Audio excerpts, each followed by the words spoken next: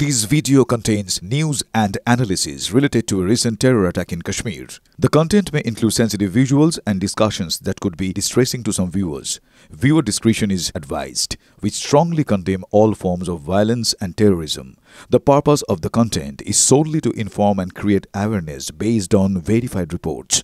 Top quality और consistent performance के लिए सिर्फ सिल्वर पंप नाम याद रखना। এই মুহূর্তে আমাদের সঙ্গে স্টুডিওতে রয়েছেন আমাদের অতিথি প্রাক্তন সেনাকর্তা কর্নেল দীপ্তাংশু চৌধুরী। স্বাগত আপনাকে কর্নেল। আপনার সঙ্গে আলোচনা করবো, তবে যে ছবি এই মুহূর্তে আমরা দেখাচ্ছি, ভারতীয়দের ওপর হামলা চালাচ্ছে পাকিস্তান সেনা, নিরীহ ভারতীয়দের ওপরে। ভারতের ডিফেন্স সিস্টেমকে কোনোভাবে ভেদ করতে না পেরে কাশ্মীরে নিরীহ যারা মানুষ, গ্রামবাসী, স্কুলের বাচ্চা, আপনি ভাবতে পারেন কর্নেল, স্কুলের বাচ্চার উপরে পাক সেনা মর্টার ফায়ারিং করছে। কথা বলবো পরিস্থিতি কি জানবো, আমাদের সঙ্গে আমাদের সহকর্মী সায়ন্ত রয়েছেন।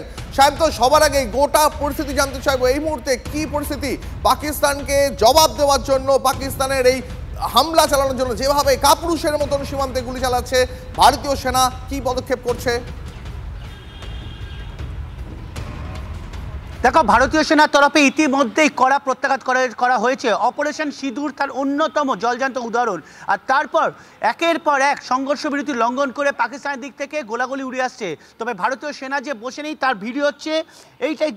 দেখা যাচ্ছে ভারতীয় সেনা কিভাবে প্রত্যাঘাত করছে, একের পর এক পাহাড়ের ভিতর লুকিয়ে কড়া প্রত্যাঘাত করছে। রকেট লঞ্চারের মাধ্যমে পাকিস্তানের পোস্ট গুড়িয়ে দিচ্ছে ভারতীয় সেনা। অর্থাৎ এই ভিডিও কিন্তু তার প্রমাণ করছে যে ভারতীয় সেনা কত তৎপর এবং তার এই তৎপরতায় কিন্তু সাধারণ মানুষ প্রথম দিন থেকে দেখতে চায় এবং সাধারণ মানুষ কিন্তু যথেষ্ট গর্বিত ভারতীয় সেনাকে নিয়ে। স্বাভাবিকভাবেই ভারতীয় সেনা কুপওয়ারা, বারামুলা, উরি, পুঞ্চ সহ একাধিক এলাকায় অংশে গোলাগুলি চালিয়ে প্রত্যাঘাত করছে। ইতিমধ্যে পাকিস্তানের একাধিক পোস্ট গুড়িয়ে গিয়েছে। ভারতীয় সেনা কিন্তু কড়ার ঝাঁজ নিজেদের ঝাঁজ আরো বাড়িয়েছে প্রত্যাঘাতের ক্ষেত্রে। অপারেশন সিঁদুরের পর ভারতীয় সেনা কিন্তু চুপ করে বসে নেই এবং তারা কিন্তু বিভিন্ন জায়গায় নিজেদের সক্রিয়তা বাড়াচ্ছে। দীপ, বেশ শান্ত, ভারতীয় সেনাকে যোগ্য জবাব দেওয়ার নির্দেশ দেওয়া আছে। কর্নেল চৌধুরী, ভারতীয় সেনা তারা যেভাবে নিশ্চিদ্র নিরাপত্তায় আমাদের সীমান্তের প্রহরা দেয়, পাকিস্তানকে যোগ্য জবাব মানে দেবে কিভাবে ভারত? দেখুন, এই যে আমাদের 9টা জায়গায় ভোর রাত্রিরে 25 মিনিট যে পাকিস্তানকে নড়িয়ে দিল, ভারতবর্ষ নড়িয়ে দিল, এবং পাকিস্তানের এয়ার ডিফেন্স সিস্টেম এবং complete radar was taken by surprise. এই একটা প্রত্যাঘাত তো ওদেরও দেখাতে হবে, একটা কিছু দেখাতে হবে, কারণ পাকিস্তানের যে সামরিক বাহিনী এবং পাকিস্তানি যে পলিটিক্যাল ডিসপেন্সেশন, তারা বিক্রি করে হচ্ছে ভারতকে ওরা কি করতে পারে, কাশ্মীরকে কি করতে পারে, এইটা ওদের শুধু বিক্রি। ওদের বিক্রি হচ্ছে ভয় এবং জঙ্গিদের কিরমভাবে ভারতে এই কাশ্মীর উপত্যকায় পাঠিয়ে। চৌধুরী, ভারত তো গতকালই একটা জিনিস স্পষ্ট করে দিয়েছে যে ভারতের তরফে কোনো পাকিস্তানের সেনা ঘাঁটি, পাকিস্তানের সাধারণ মানুষ তাদের টার্গেট করা হয়নি, শুধুমাত্র জঙ্গি ঘাঁটিকে টার্গেট করা হয়েছে। দেখুন, আমরা প্রথম কথা, পাকিস্তান কাপুরুষের মতন কেন ভারতীয় পড়ুয়াদের উপরে, কাশ্মীরের ছোট ছোট বাচ্চা, ছেলে মেয়ে, তাদের উপরে মর্টার শেলিং করছে?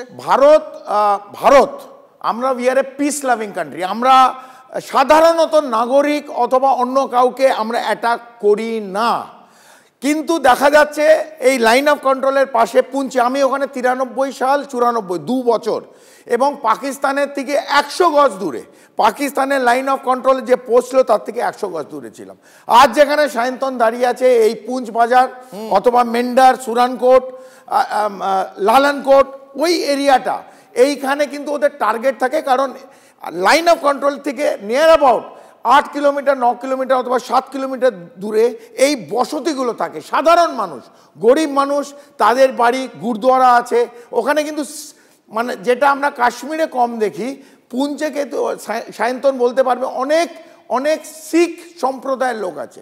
আমরা কাল দেখেছি, কাল প্রায় 8 থেকে 10 জন শিখ সম্প্রদায়ের লোক তারা ওখানে ইনজোর্ড হয়েছে। তো যখন গোলা আসে, ধর্ম দেখে আসে না, সে হিন্দু দেখে না, সে মুসলমান দেখে না, সে শিখ দেখে না, ইসাই দেখে না, ধর্মর গোলা যখন গোলা পড়বে, সেই যে স্প্লিন্টার যাবে, সে ধর্ম দেখে না।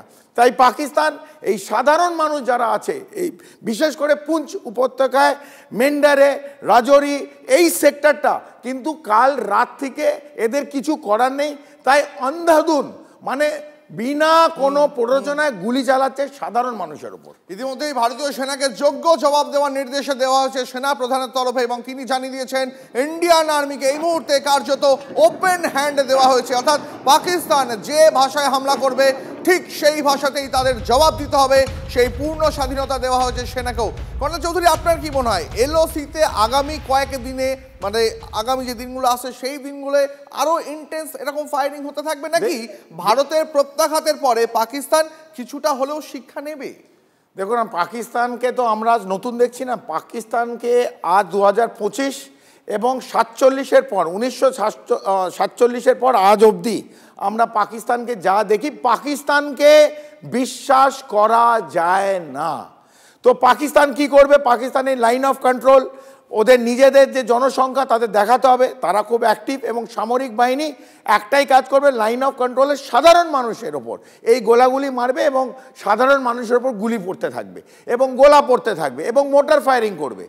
এর মাঝে যে লঞ্চ প্যাডগুলো হয়তো এখনও আছে, কারণ বার্তাটা ওরা সবসময় নেয় না, সেইখান থেকে কিন্তু রাতের অন্ধকারে যখন হেভি ফায়ারিং হয় এখনও কিন্তু এই নাশকতার ছক ওদের চলছে। আমাদের কর্নেল চৌধুরী, জ্যোতির্ময় যে ছবি দেখাচ্ছে আমাদের, একেবারে মানুষের বাড়ি দোকান, সেখানে পাকিস্তানের গুলি একেবারে ভেদ করে দিয়েছে। রুজি রুটি যে ভারতীয়দের রুজি রুটি একদম গরিব মানুষের, তারা যে, এবং পুঞ্চ উপত্যকায় এমনি মুভমেন্ট নেই, অনেক ওপরে, জম্মু থেকে প্রায় 5.5 ঘন্টা 6 ঘন্টা বাসে 7 ঘন্টা প্রায় বাস জার্নি লাগে। সেখান থেকে যাওয়া দুর্গম, রাজৌরি, মেন্ডার, এই সমস্ত জায়গা ক্রস করে পুঞ্চে পৌঁছতে হয়, এবং ওই জায়গা থেকে কোনো লিঙ্ক নেই, কমিউনিকেশন লিঙ্ক নেই। আবার ওই পীর পাঞ্জাল সাউথ কাশ্মীর হয়ে আবার কাশ্মীরে আসা যায়, যেটা মুঘল রোড বলতো, সেটা অবশ্য এখন চলাচল নেই। সেই জন্যে পুঞ্চের মানুষরা এক জায়গায়, কিন্তু একটা কথা হচ্ছে এই যে সাধারণ নাগরিকের ওপর যে অ্যাটাক হচ্ছে, এর প্রত্যাঘাত হলে আবার পাকিস্তান এবং পাকিস্তানের যে বন্ধুরা, এই নতুন নতুন বন্ধু তুর্কি, বাংলাদেশ, আজারবাইজান, এরাও আবার হা করে উঠবে। আমি আসবো আপনার কাছে এই মুহূর্তে সরাসরি আরেকবার পুঞ্চের ছবিটা দেখাই। পুঞ্চ থেকে এই মুহূর্তে সরাসরি এই প্রথম কোনো টেলিভিশন চ্যানেল পৌঁছে গিয়েছে পুঞ্চে। আমাদের প্রতিনিধি জ্যোতির্ময় সেখান থেকে সরাসরি এই মুহূর্তে আমাদের সঙ্গে রয়েছেন। জ্যোতির্ময়, পাকিস্তান যেভাবে কাপুরুষের মতন পুঞ্চে গোলাগুলি চালাচ্ছে, যে অবস্থা ওখানকার সাধারণ নিরীহ গ্রামবাসীদের, সামগ্রিক ছবিটা আরেকবার দেখতে চাইবো। দেখো, সন্ত্রাসবাদীদের জঙ্গি ঘাঁটি, সেই জঙ্গি ঘাঁটি ভেঙে দেওয়ার জবাব পাকিস্তান দিচ্ছে পুঞ্চের মাটিতে স্কুল ভেঙে। এই মুহূর্তে আমি যে জায়গায় দাঁড়িয়ে রয়েছি সেটি একটি স্কুল। স্কুলের ভেতরে ছাদ, এই ছাদের উপরে এই জায়গাতে এসে বোম পড়েছিল, এবং তারপর দেখতে পাচ্ছ যে এটি একটি লেখা রয়েছে অ্যাডমিন অফিস দারুল মদিনা ইংলিশ স্কুল। এই স্কুল সম্পূর্ণভাবে কার্যত ভেঙে ধ্বংস করে দেওয়া হয়েছে। যদি আমরা কিছুটা এই দিকে আসি, যে জায়গার দিকে আমরা তাকাচ্ছি তা হচ্ছে স্কুলের ভেতরের এই অংশ, কাঁচ ভেঙে গিয়েছে এবং ভেতরের অংশেও কিন্তু এর এফেক্ট গিয়ে পৌঁছেছে। এবং শুধুমাত্র স্কুল নয়, এই স্কুল সংলগ্ন একটি কলেজ রয়েছে, এটি একটি বিএড কলেজ। সেই বিএড কলেজকে সম্পূর্ণভাবে ধ্বংসস্তূপে পরিণত করা হয়েছে। দেখতে পাচ্ছ যে সমস্ত কাঁচ ভেঙে গিয়েছে। যেহেতু রাতের অন্ধকারে এই ঘটনা ঘটে, কোনো হতাহতের ঘটনা এখানে ঘটেনি, কিন্তু যে জায়গা একেবারে ছোট ছোট ছেলে মেয়েদের বা যারা কলেজে পড়ে তাদের পড়াশুনোর জায়গা, সেই স্কুল কলেজ টার্গেট করা হচ্ছে জঙ্গি ঘাঁটি ভেঙে দেওয়ার আক্রোশে। অর্থাৎ পাকিস্তানের কাপুরুষতা কোন পর্যায়ে গিয়ে পৌঁছেছে এই ছবিটাই তা স্পষ্ট করে বলে দিচ্ছে। আমার ক্যামেরা পার্সনকে অনুরোধ করব ক্যামেরা কিছুটা এই দিকে ঘোরাতে। অর্থাৎ আমরা ঠিক যে জায়গায় দাঁড়িয়ে রয়েছি, এই স্কুল সংলগ্ন যে বাড়িগুলি রয়েছে সেই বাড়িগুলিও সম্পূর্ণভাবে এই বিস্ফোরণের কারণে, এই বোম পড়ার কারণে সম্পূর্ণভাবে বিপর্যস্ত হয়েছে। আর আমার সঙ্গে যিনি রয়েছেন এই মুহূর্তে, তিনি হচ্ছেন এই জায়গার কেয়ারটেকার। তিনি যে সময় ঘটনা ঘটছে, যে সময় হামলা হচ্ছে, সেই সময় এই বাড়ির ভেতরে ছিল এই মানুষটি। এই বাড়ি ছেড়ে, স্কুল ছেড়ে, কলেজ ছেড়ে, যা রক্ষার দায়িত্ব তা ছেড়ে সে কোনোভাবে এই জায়গা থেকে যায়নি। ইফসান, आपसे बात करेंगे, आप थोड़ा इधर आइए। क्या हुआ था उस रात में? जैसे कि सर, रात को हम तो सो रहे थे, तो जब रात को 1-2 बजे ऐसा फायरिंग का कुछ हुआ, तब भी तो हम बाहर तो नहीं आए, बट हम अंदर ही रहे। लेकिन अंदर रहे तो जब सुबह के टाइम था, 7 बज रहे थे, जब इधर उधर पड़ रहे थे गोले, तो अब नहीं निकले हम, क्योंकि अब जिम्मेदारी रहता है, अपना जो काम रहता है वो जिम्मेदारी से निभाना रहता है। अब तो उसको छोड़ के हम तो निकल पा ही नहीं रहे थे, बाकी लोग तो भाग रहे थे। जब तो इधर बगल में गिरा पास में, तो तब दरवाज़ा वगैरह टूट गया था हमारा, तो तब हम यहाँ से निकल के गए बाहर। मैं तो देख रहा हूँ कि बम गिरा था इधर, लेकिन इधर जो गेट है ये भी পুরো তছনছ हो गया। इधर भी আমরা সেই ছবিটা দেখছি যে যেখানে বোম পড়েছে সেই জায়গা থেকে প্রায় 10 ফুট দূরে সেই বোমের স্প্লিন্টারের কারণে লোহার গেটে বড় বড় গর্ত তৈরি হয়ে গিয়েছে এবং সমস্ত স্কুল বিল্ডিংটা সম্পূর্ণভাবে বিপর্যস্ত। যে কথা আমরা বারবার ধরে বলতে চাইছি যে কতটা বেপরোয়া পাকিস্তান, তাদের আক্রোশ কোন পর্যায়ে এবং কতটা নিচে তারা নেমেছে, যে যেখানে জঙ্গি ঘাঁটি ভাঙার জবাব তারা স্কুল বিএড কলেজ ভেঙে তার জবাব তারা দিচ্ছে না। আর ঠিক তার বিপরীতে দাঁড়িয়ে রয়েছে ইফসানের মতো এই মানুষগুলি, একটি বাচ্চা ছেলে কার্যত, যে তার দায়িত্ব কর্তব্য থেকে যখন মুহুর্মুহু বোম পড়ছে এই এলাকায় সেই সময় এই জায়গাটা তার বাঁচানোর দায়িত্ব, সে খালি হাতে সম্পূর্ণ নিরস্ত্র হয়ে এই ইফসান সেই সময় এইখানেই দাঁড়িয়েছিল, এই জায়গা ছেড়ে সে যায়নি। সে জানে না কিভাবে এই বোমকে আটকাতে হবে, কিন্তু ইফসান কার্যত এই পুঞ্চের মানুষ কতটা প্রতিজ্ঞাবদ্ধ পাকিস্তানের এই হামলার বিরুদ্ধে তার একক প্রতিমূর্তি।